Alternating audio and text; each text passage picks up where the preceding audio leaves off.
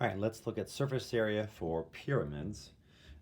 Again, with all surface area, the surface area of a pyramid is just the area of all of the faces. By far the most popular version of a pyramid is just their square pyramid. So let's just take this and, okay, that's a square. And we'll make that dot, we'll make that the height of the pyramid. So all these guys kind of go up there. Okay, so we know that the surface area is just going to be the area of the base plus 4, and then the triangles. So there are 4 triangles that look like that, right? Clearly the surface area is the area of all the faces, and we have a base, which is a square, and we have 4 triangles. Okay, so back to, hopefully you watched the cone video already, that you understand what the height versus the slant height is. Remember, the height of the cone is, or the height of the pyramid is the vertical distance from the base straight up here. Now this is going to get a little tricky to draw, but if you go right here in the center and you go straight up, that's the height. Okay, the slant height is literally if you were on this pyramid and you slid down the side. If you were at the top and you went down the side of this thing to the edge, that would be the slant height. Okay, let's look at what that picture looks like. Okay, that's the actual height. There's the slant height. And then you got to think, what's this distance for a square one? Okay, this is the height of the pyramid. This is the slant height of the pyramid. And then this is this distance right here. Okay, see that right triangle is this right triangle. Well, that's actually half of the side length. Okay, so in this instance, if I call this x, then this distance is actually going to be x over 2. Okay, so I guess in this pyramid, I'm calling this the height, this the slant height, and this the side length of my base. That then is x over 2. So we do have the Pythagorean theorem. This is a right angle. So we have x over 2 squared plus h squared does in fact equal L squared. So again, if you knew the side length and the height, you could find the slant height. Or if you knew the slant height and you wanted to find the height, well then you could go backwards. Again, the Pythagorean theorem relates these 3 variables. You'd have to know 2 of them, but if you knew any of the 2, x, h, or L, you could find the other one. Okay, so now we have the ability to find the slant height. Okay, these are the four triangles up here all eventually look like this. And this is where it gets a little confusing with words. These triangles look like this, right? They're slanted up. I'm going to lay one of them down. So just take this front face here and just lay it straight down. Okay, think about what's this distance then? Well, this distance here is the same as this distance. That's just x. Okay, but what's that distance for the triangle? And again, the height of the triangle is actually the slant height of the pyramid. Again, going from here to here is the same as going from here to here. When you lay that thing flat, the height of this triangle is the slant height of the pyramid. Well, the area for that particular little triangle is the same as all triangles. 1/2 base times height. 1/2 times x times L. Okay? And so now we have an idea then of how to find this for a pyramid. Right? The surface area for a square pyramid is just going to be x squared. That's the area of the square plus 4 times the triangles. In a square pyramid, the triangles have an area of 1/2 xl. And so then if you looked it up in a textbook, it would probably say this. The surface area for a square pyramid is x squared plus 2xl. That makes sense? It's the base and the 4 triangles. The triangles, if you lay them flat, have an area. The area of the triangle is 1/2 times its base times its height. The base of the triangle is the side length of the pyramid. And the height of the triangle is the slant height of the pyramid. The slant height of the pyramid is related to the height of the pyramid, which is the vertical distance, and half of the side length. Okay, so what you have here is you have this nice relationship, and you have a triangle, and then the surface area is adding them up.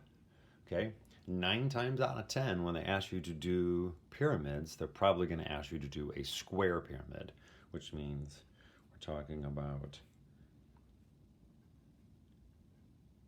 you know, a legit square down there, and we have 4 triangles going up.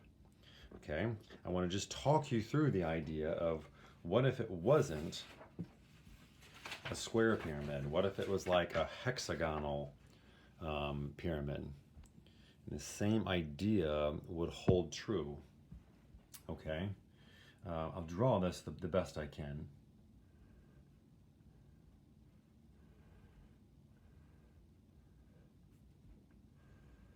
Okay, and there's your hexagon, and I don't know what visually.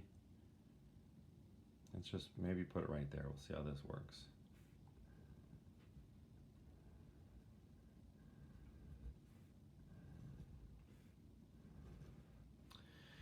Well, it's not the best looking I've ever done, but you get the idea that this is a hexagonal prism, a hexagonal pyramid. Okay, so the most important thing is that you realize what is the surface area. Well, the surface area is the area of the base plus the 6 triangles. Okay, it's just like the other one.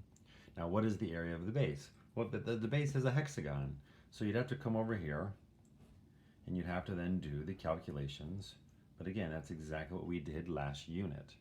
We know how hexagons work. So let's say that this is, let's say maybe 10 or something. So that means this is 10, and for a hexagon, we know that this forms a special right triangle. If that's 10, that's 5, that's 5 radical 3, the radius is 10, which is irrelevant, and the area of the hexagon, so there are going to be 12 of those little triangles, 12, and each one of those triangles is 1/2 base times height. Okay, so what is that? We get 12, and 12 times 1/2 is 6, 6 times 5 is 30, 30 times 150, radical 3. Okay, so that's this part right here. That'd be the area of the base. Well, now we have to do the 6 triangles. But again, it's one of those things where the triangles themselves look like this. Okay, the side length of the triangle here is 10. And what you would need is the slant height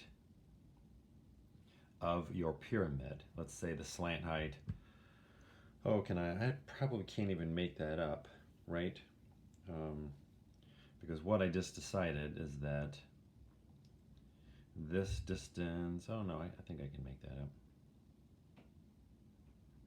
That distance is 5 radical 3 from right here. And then you have, if you drew the cross section of this, right?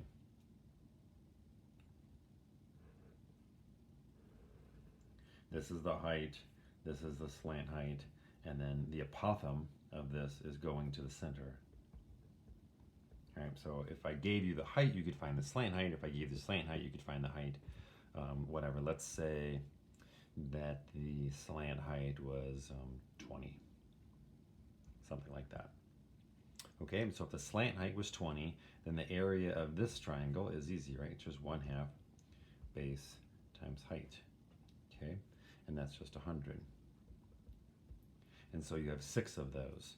So then the surface area of this guy would be 150 radical 3 plus 6 of those triangles.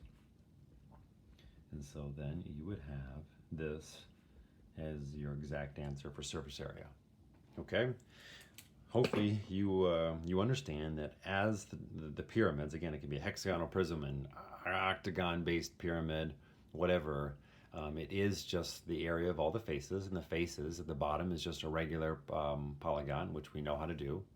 We have to use trig for some of the other ones, but the hexagon is easy because it's got special right triangles. but the surface area is just the base plus, you know, all the lateral surface, which are just triangles. The triangles, when they lay flat, have a base that's the side length, and the height of the triangle is the slant height of the pyramid. The slant height of the pyramid is still related to the height and the length, and in this case, the apothem. Okay? Hopefully this helps you get started, but certainly most of the pyramids that you're going to deal with in terms of surface area are going to be square ones, and then you can memorize this formula, but certainly you should be able to figure out kind of where it came from.